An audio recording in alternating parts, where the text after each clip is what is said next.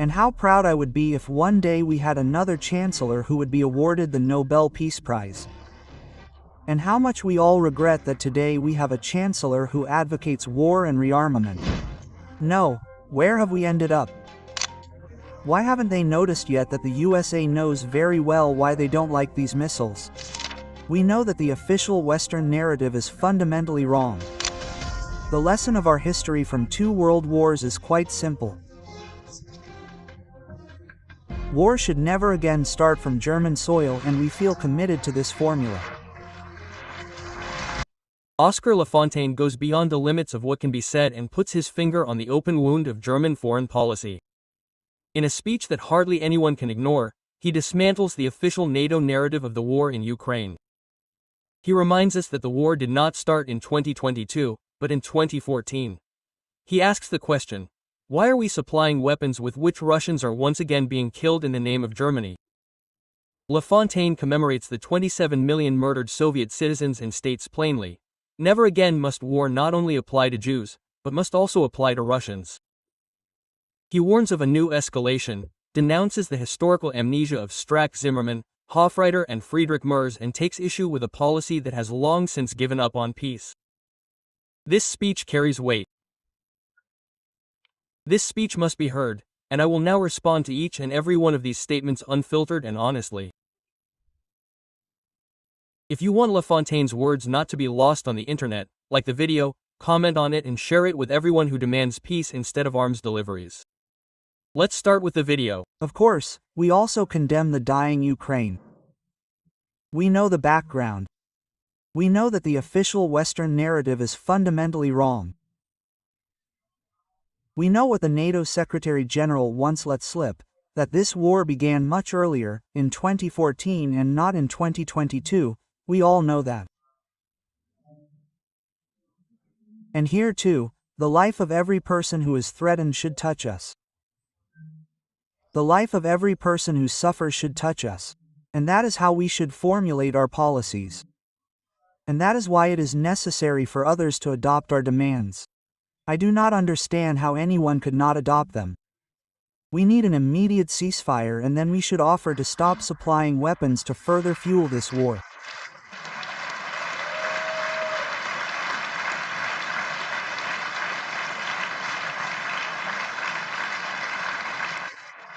But there is something else that is not remembered enough.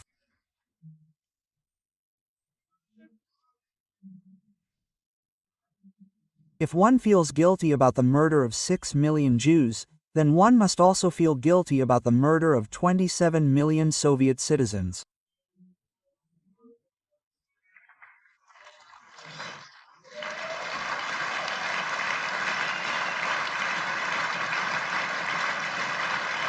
And just as it would never be justifiable in view of our history to supply weapons with which Jews can be murdered again, it is just as reprehensible to supply weapons with which Russians can be murdered again.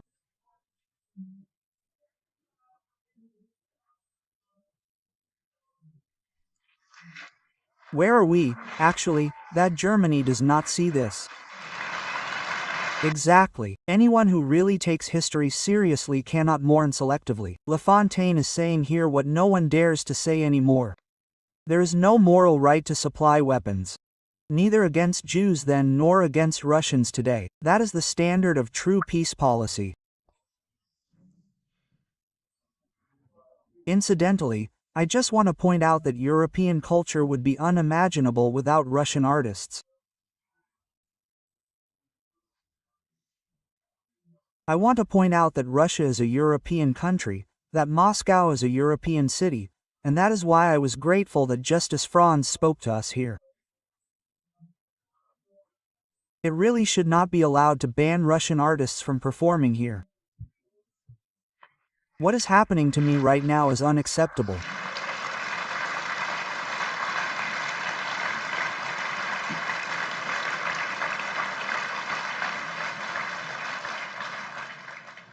When I was young, there was a poster that was created 100 years ago, the poster by Ket Kollwitz. 100 years ago, in 1924, you all know it, a young man raised his hand to swear and said, "Never again war." And after the Second World War, we all rallied behind this slogan. And as recently as the 1980s, that was the opinion of the vast majority of Germans. And I would very much like to see this slogan in Germany once again become the motive for suffering in our society, the guiding German culture. Never again war. Yes, that is precisely the point. Excluding Russia from Europe is not only politically stupid, but culturally absurd. Moscow belongs just as much to Europe as Paris or Berlin. And anyone who excludes Russian artists is betraying the very humanity they supposedly want to defend. Lafontaine reminds us here of the true European spirit and of a promise that was broken long ago: never again war. How proud we were that a chancellor who stood up for peace in Germany could say that he was proud that Germany would once again be associated with peace in the world when it was discussed. And how proud I would be if one day we had a chancellor who was awarded the Nobel Peace Prize. And how much we all regret that we have a chancellor today who advocates war and rearmament. No, we need a chancellor who will once again embrace this slogan of never again war and who will advocate for peace and disarmament and now for negotiations and diplomacy instead of supplying new weapons to Ukraine.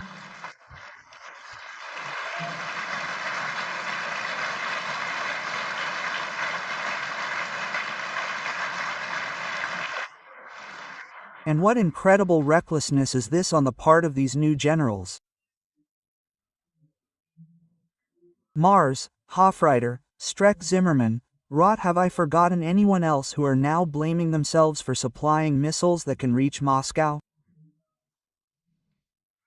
What amnesia! Where have we ended up? And how long have they thought they could carelessly neglect the interests of others? And why haven't they noticed that the USA knows very well why they are not supplying these missiles? And why do we believe these idiots? I have to say, why do they think they can just rant and rave? We also have to supply these missiles now, which is why we are in a special situation and why we have such a big task. If elections were held tomorrow and Friedrich Mars were to form the government, he would be even worse off in terms of the war and the escalation of arms deliveries. That is hardly imaginable. And that is why we really do have a great task, dear friends. And in addition to this commitment to human dignity, to better wages, better pensions, and better social benefits, I also want to formulate this great task using the formula of the man who was my political mentor, and whom I wish could be back today, and to steer this party, which led one, onto a different course.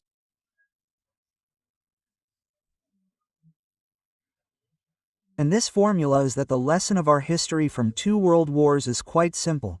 Never again should war start from German soil. And we feel committed to this formula. And with that, Oscar Lafontaine sums it up once again, insistently, passionately, and historically unmistakably. Never again should war start from German soil. Anyone who forgets this is not only jeopardizing our history, but also our future. We don't need generals in suits fantasizing about missiles being fired at Moscow. We need voices of reason, peace, and humanity to be heard again. Let's not be silent, not now.